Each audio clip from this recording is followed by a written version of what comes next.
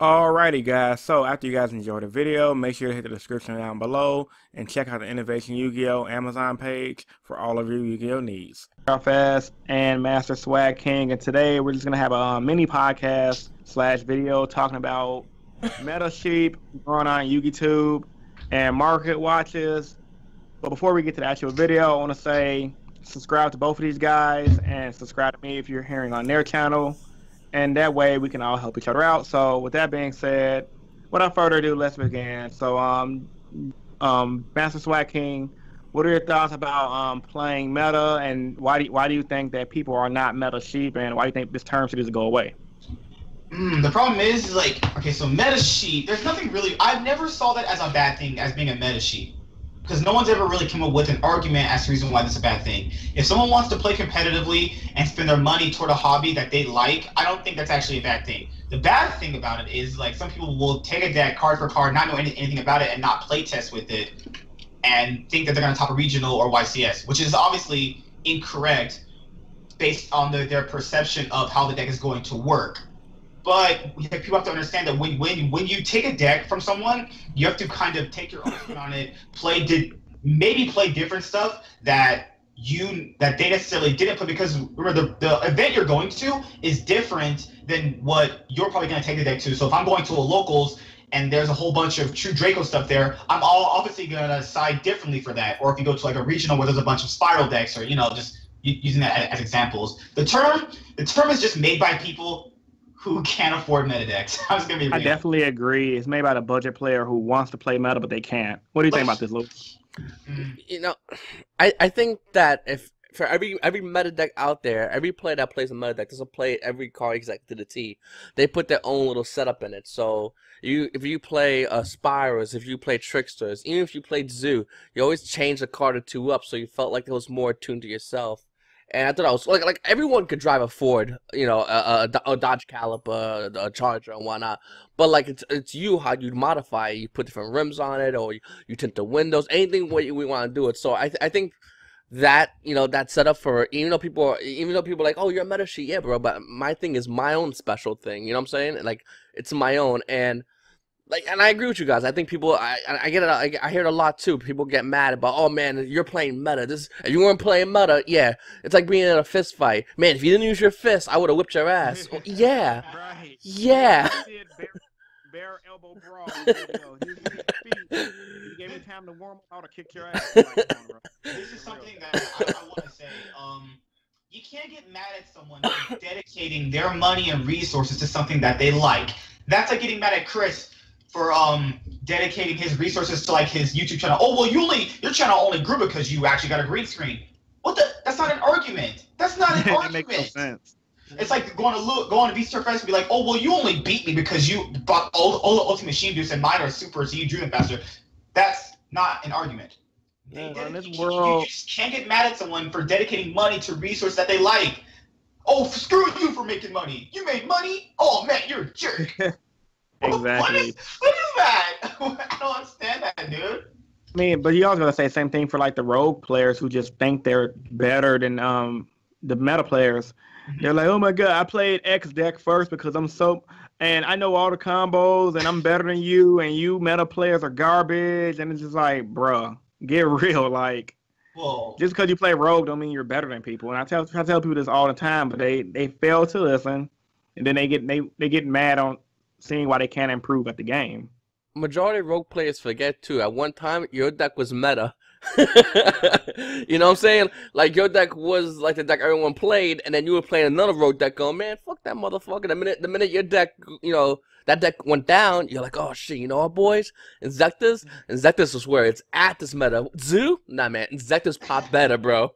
And that's the kind of mentality like you see with rogue players. They do that a lot, and it is what it is. Like I don't even get angry when they do it, and when they get mad at meta players. I don't even get angry at them. I just look at them and go, "Come on, man! Like, you know what's good. Like you ain't playing the meta deck of the format, and you get your ass whipped. That happens, man." Well, this is what I thought about that. Like when someone says, "Oh, I played X deck before you did," but that's like saying, do you want a medal for playing side frames before they happen to do it later at one event? Do you want a medal?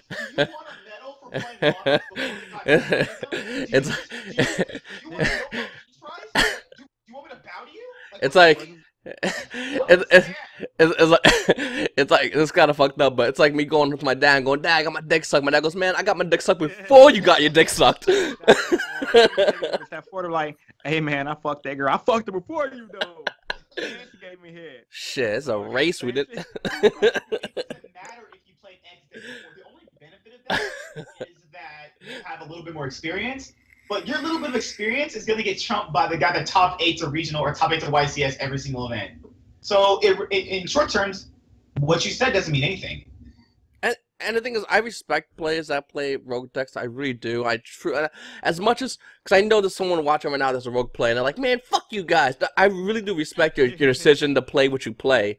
Blackwing boys. I got my own Blackwing deck, so I respect what you play.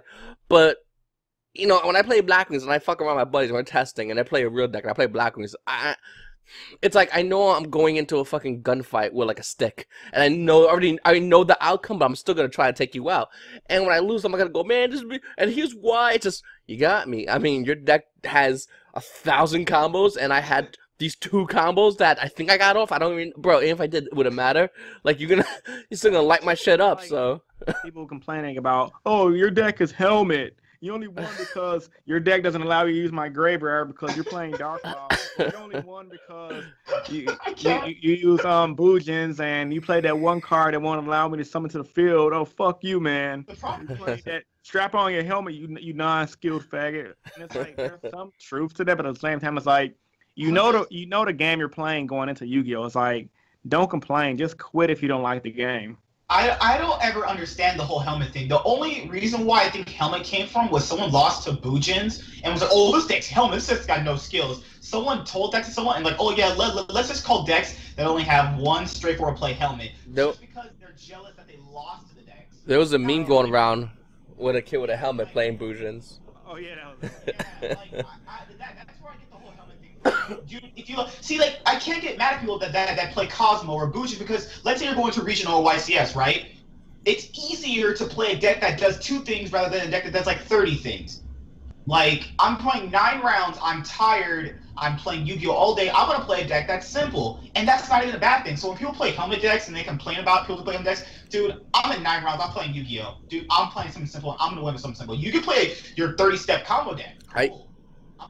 People used to say in my shop a lot, and I'm not sure if they got it from my shop or maybe they found it in another shop and brought it. A kid would come in and play a kid, and you could tell this kid was a casual, and the kid would come in and the kid would whip his ass, and he'd be shuffling and shoving the kid, and of course the kid would be like, "Man, my magician deck should have whipped your ass, but you playing this new meta bullshit." And the kid goes, "Hey man, it's your $5, this is my $5." And I overheard that one day, and I'm like, that makes that perfect sense. Like, you're 5 and you do what you want to do with your $5 for this tournament, but my 5 is I'm putting this deck in, and it's gonna do what it does. People would be like, "Don't take local serious." It's like, bruh, you take local serious, so you can take regional serious, or you can take a YCS serious.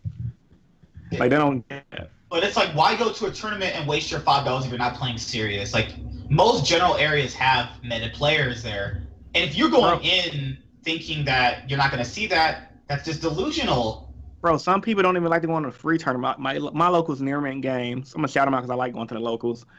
We have free days on Thursday, and people literally do not show up to the free days sometimes. And sometimes people, they'll show up and they won't play. I'll be like, "Hey man, you playing?" "Oh no, man. Why?" "Oh, I don't have a deck." "Why would you go to a card shop without a deck?" That makes no sense.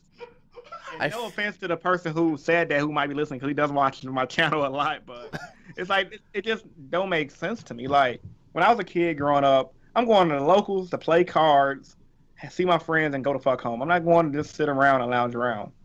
For real. That's fucking crazy, man. So I guess we can get to the next topic, because we were on the metal sheet part for a while now. So I want to talk about growing on Yugitube, tips we can give upcoming Yugitubers. I guess I'll start off with Master Swag King, because he is a smaller tuber. And what is your experience on growing on Yugitube? Oh, God, shots fired. I'm just kidding. Well, you're the smallest one here, man. I hate you. Like, man, I got y'all on the BBC, though. It's all good, man. You're black. What really, 10 inches strong. What really elevated my channel was getting a PC. I know it's going to be kind of like, "Oh my gosh, you're a money. Can you make money?" No, not money. No, yeah, get a PC. One reason why is because the PC is stronger and can do a whole lot more than a laptop or your phone. per se, when I got a PC, I know subscribers started coming in because my videos and quality came out a whole lot better. You need to factor in that like a laptop can only do so much, and a phone can only do so much. A PC can do a lot. You can edit videos on the highest tier editing software. You can do just a plethora of other things. That's just, I know that's gonna be like not out of people's budget range, but get a PC, please. It'll make your videos a whole lot better. Make your rendering a lot faster, so I can imagine. Another thing I would say is talk clearly. I can't, like, people who stutter their point, you know they're telling the right thing, but you just can't talk it right. Talk fluently. Like, don't be scared of the camera. Just be yourself. And talk normally. Don't be like weird. What do you have to say about this VCTFS? You know, when I first started my videos, I had a piece of shit Sony Handycam. I was living in a shitty situation.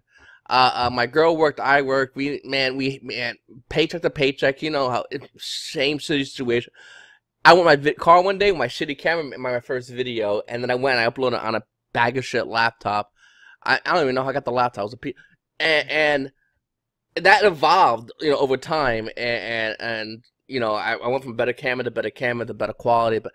And one thing I always felt like, you know, as far as growing on YouTube and setting it up is, I came a long way, and it's all, you know, I used to do videos in my bathroom because it was the quietest place in my house, and it has to have a fucking dope echo, and I remember one time I didn't even, my laptop broke, and I had an older iPad, and I would do my videos on my iPad and even my iPhone, and I would edit it on here, and that's why I would upload for a long while, actually, especially my iPhone.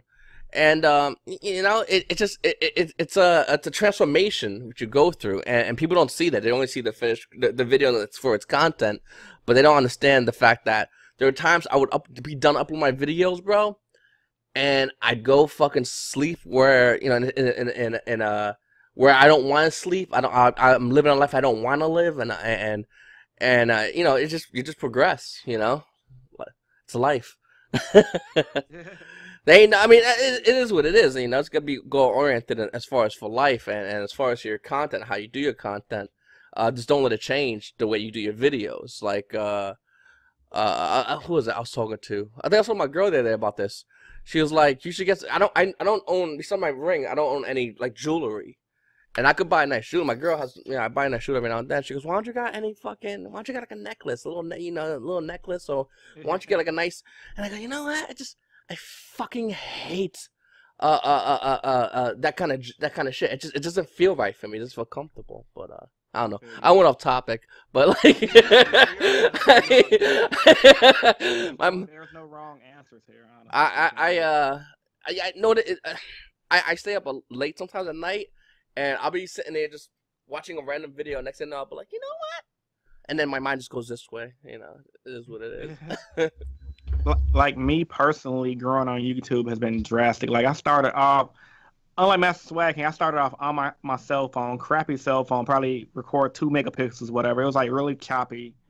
And then over time, I evolved little by little. I bought a better cell phone, started recording with my back phone like this. If you guys can see, like recording like this. And then I do all my editing on my laptop, so you can get good videos. All my videos are done on my laptop. You can get good videos done on a laptop, and you can get a lot of good videos done with your phone. Most phones nowadays can record in 4K quality. All my most recent videos I've been doing on my phone with my green screen and my cheap Chinese Wondershare Filmora editing software. So the shit can get done. You just got to invest money. You can't be cheap. I mean, you got to spend money to make money. I spent like maybe $150 on my green screen. My phone technically is $800 because it's the new Samsung Galaxy S8 Plus, the cell phone. I mean, I eventually bought a cheap little camera to make my videos, but I realized I can get a lot more done with a cell phone. And then honestly, right now, I've been recording my videos with my phone and my lapel mic and my green screen. So you can get a lot of videos done on a cell phone device and on a laptop. So Master Swag, what he's saying is true too. Like you can get a lot more work done on a PC. You save more time with rendering for sure. Because PCs are generally more powerful. But don't discount the power of a laptop and a cell phone. Because in this day and age, technology is super advanced. Now, outside and growing on Yugitube, how have everyone experiences in Yugitube been? I'll start off with Master Swag King first. Challenges that you had, and then we'll go all around experiences, etc. The challenge was getting noticed first. But when I met Young Breezy through Yu-Gi-Oh! Amino, he said, you might want to contact people. And I was thinking, like, contacting people to get help? Nah, I don't really feel like that. So I started contacting people. And then some people said no, some people said yes. Because the challenge of my videos was they weren't like good enough, and I knew they could be better. So I wanted to contact someone and ask them, hey, how can I make this thing better? And that's where I basically came to having met you guys too. I saw other people's videos. I'm like, wait a minute, I'm gonna ask this guy how he does his videos. And I to get better, maybe asking someone's help is would actually help you out and benefit you more often. Because if they have more subscribers, generally they generally know what they're doing more than you. It's just a fact of the matter of how YouTube works, you know. What about you, Lewis? As far as like the challenges, you know, experiences, negative, positive. You can let it all out if you want. It's up to you. Starting YouTubing, it wasn't many people. It was very few. It was me. I think Robbie's been doing it for about a month. I started around the same time, within maybe like a week or two of DPYJ, who's called back then DC Enigma, and it was 15, 20 YouTubers probably, but not like we weren't like super hard active. It was whenever you wanted to make a video, and it was pretty cool that way. And eventually, it started evolving YouTubing. People started getting, you know, when viewers increased, people started getting more popular. Other people wanted to get in on it. Go, well, I could do that too, and they did. And people do things for the wrong reasons. I know a lot of people that YouTubers back when, they would do their content, and then when people would see him in real life, it was not the same guy. It was a character they play on fucking YouTube. So I used to always call them on, go, hey man, nothing. And I used to do videos and go, hey man, you're fake in your videos, and they get mad at me, and it gave me kind of a rep with even up to this day. A lot of YouTubers they don't like to talk to me or don't like to do any content with me because they feel like if they do anything with me by association, they're like either endorsing it and people ain't that, you know, people, you know, and that's what I have to do when I you know. So